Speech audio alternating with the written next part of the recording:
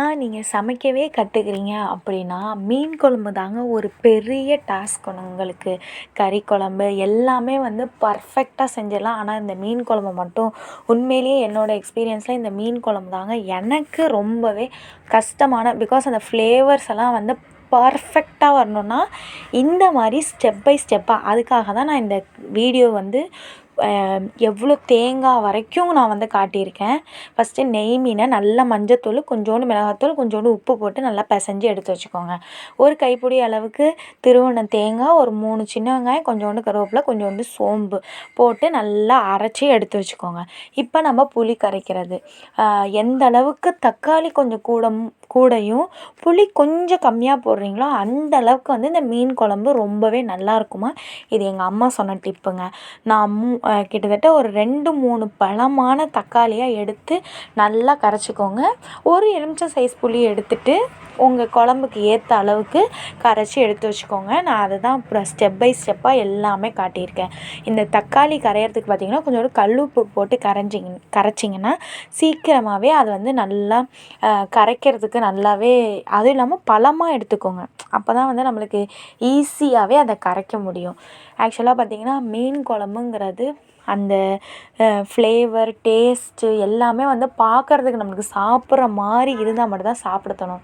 எல்லாருமே மீன் குழம்பு வைக்கிறோம். பட் ஆனால் அந்த டேஸ்ட்டுங்கிறது சில மீன் குழம்புல மட்டும்தான் இருக்கும், அந்த அத்தன்டிக்காக. ஸோ அது மாதிரி தாங்க இன்றைக்கி நான் இந்த ரெசிபி அப்லோட் பண்ணலாம், சரி ஓகேன்ட்டு அப்லோட் பண்ணுறேன். அதுக்கப்புறம் பார்த்திங்கன்னா வீட்டிலே அரைச்ச குழம்பு மிளகாத்தூள் 2 ஸ்பூன். இப்போ நாங்கள் செய்கிறது பார்த்திங்கன்னா 3 பேருக்கு இந்த அளவு.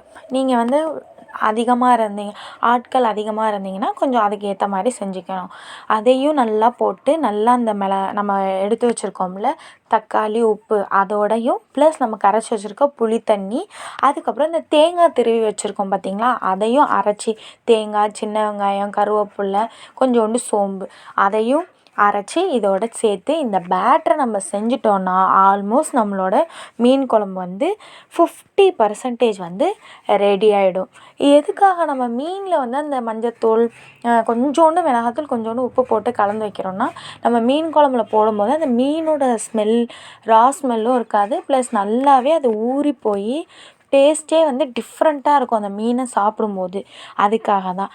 இப்போ நம்ம ப்ராசஸை ஸ்டார்ட் பண்ணிடலாம். மீன் குழம்புக்குன்னு நாங்கள் எப்போதுமே ஒரு தனியாக ஒரு பாத்திரம் வச்சுருப்போம். அந்த பாத்திரத்தை வச்சு அதில் கொஞ்சோண்டு தேவையான அளவு எண்ணெய், அதுக்கப்புறம் கொஞ்சோண்டு வெந்தயம்.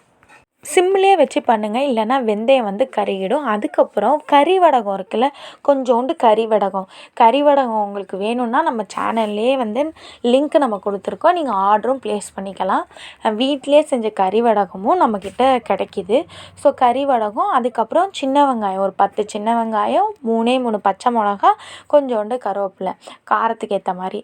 அதுக்கப்புறம் நம்ம கரைச்சி வச்சுருக்கோம்ல அந்த புளி, தக்காளி, தேங்காய் அதோட கலவை அதை ஊற்றிட்டு நல்லா கொதிக்க விட்டிங்கன்னா இந்த கறி வடகோட ஃப்ளேவர் தாங்க இந்த மீன் குழம்புக்கே. உண்மையிலேயே கறி வடகங்கிறது ஒரு நிறைய இன்க்ரீடியன்ட்ஸ், வெங்காயம், சீரகம், சோம்பு அதெல்லாம் போட்டு ஒரு உருண்டை மாதிரி பிடிச்சி அதை வெயிலில் காய வச்சு எடுத்து வைக்கிறது தான் ஒரு ப்ராசஸ்.